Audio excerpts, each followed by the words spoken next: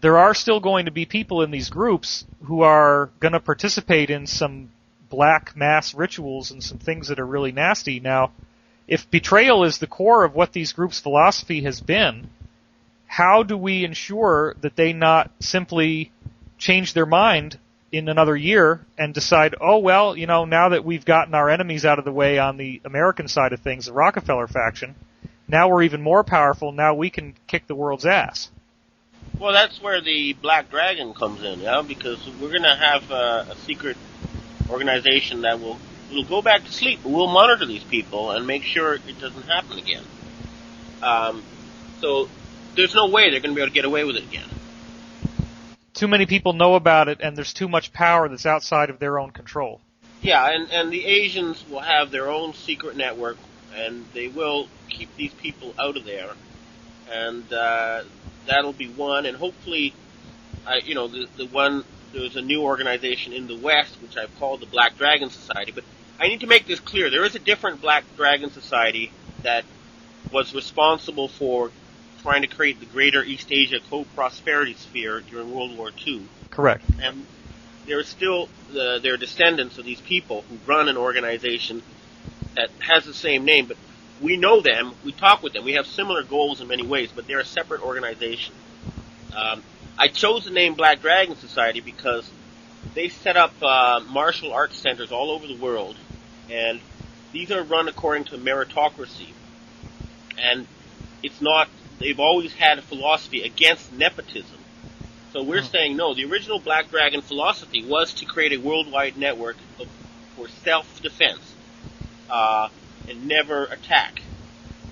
And we have very, very powerful people in the Asian underworld who support this and who are part of it. So the head of it is a Japanese person.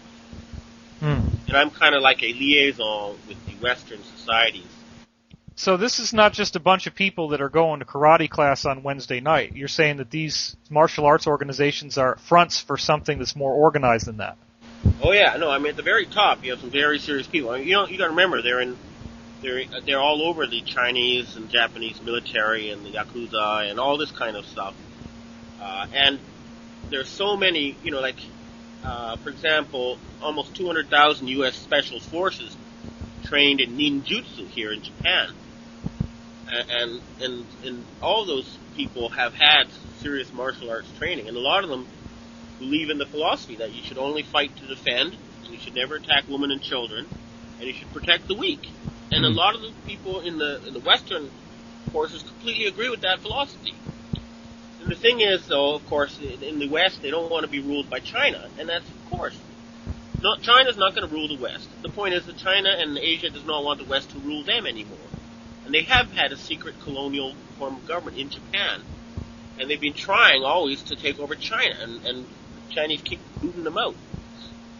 The last time was in 1967, when they kicked out all the Russians and the communists and all those people. Comintern. Now you're saying that this Japanese secret society, through the martial arts societies, that there's 100 million members of it? Well, I mean, if you took all the people around the world who study karate, judo, jujutsu and stuff, and the people who have studied them, and you think, you get about that many people, and in an emergency, we believe these people can be mobilized. In fact, we know they can. Right, so it's the instant ramen army kind of argument. Yeah, I mean, there is a hierarchy, there is a command structure in place, and if there are people out there trying to kill 4 billion people, then of course everyone will say, hey, no, you're not going to kill my family. And right. Of course they'll fight. Right. But I don't think we need to get to that level. Another thing I want to tell you how I think it's going to end is that I was in South America, and I saw lots of coup d'etats happen. And basically, it's quite simple. You have a president, a general, and a finance minister who are in charge. And maybe one day the finance minister and the general meet in a sauna and say, hey, the president's going to replace us with his relatives, and we have to move first. And the general says, well, I know a colonel who can, near the capital, who will work for me, and I can invade the presidential palace and capture the TV station. And the finance minister says, well, I'll go to Wall Street and get Henry Kissinger's permission. And he goes, and Henry Kissinger says, okay, give me a few more banana plantations and go ahead. And then there's some shooting at the presidential palace early in the morning. The president is shot. There's some shooting around the TV station. And suddenly a new face appears on the TV.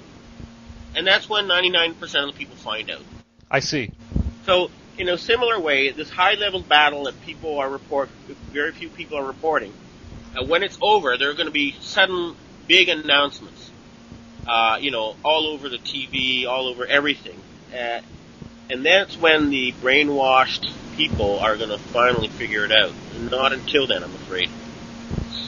Well, if you think about what happened with the economic collapse of 2008, it was quite spontaneous, Oh, no, I was told in advance that would happen. Right, as was I.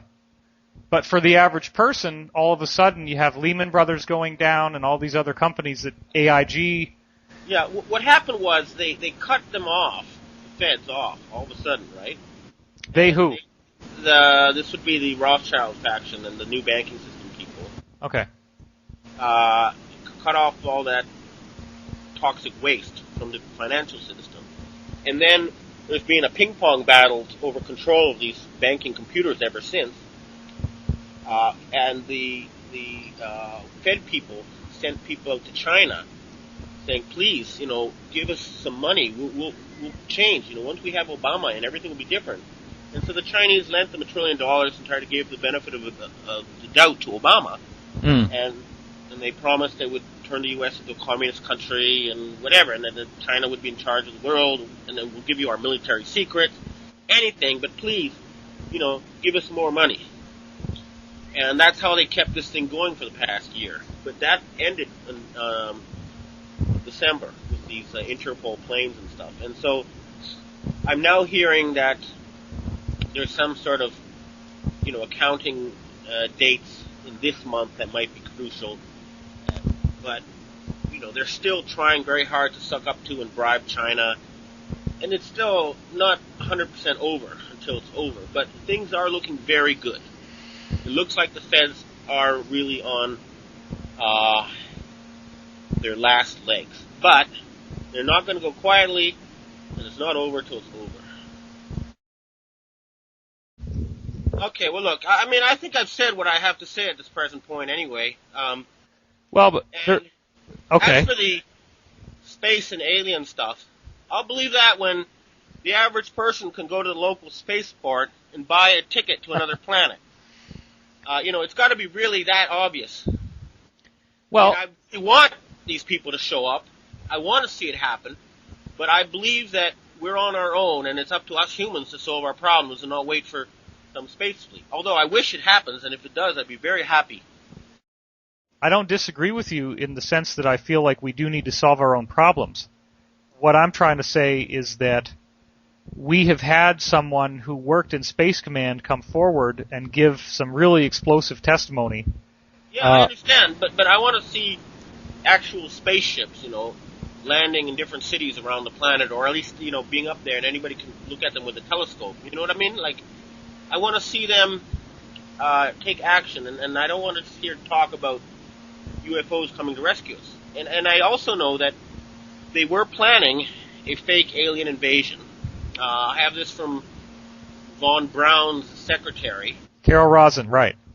Yeah, that they were planning a fake alien invasion as a cover for genocide. So, my first suggestion is that maybe they're just playing for time so they can still pull off this scenario. And we're not going to give them that time. But I just want to point out here that you are now claiming that your membership includes the Pentagon White Hats and Space Command. These are the people with all those levels of security above the president. Yeah, all right. They sent a guy out here who claims to be from that faction. Okay. Who was with the remote viewing outfit of the CIA. Okay.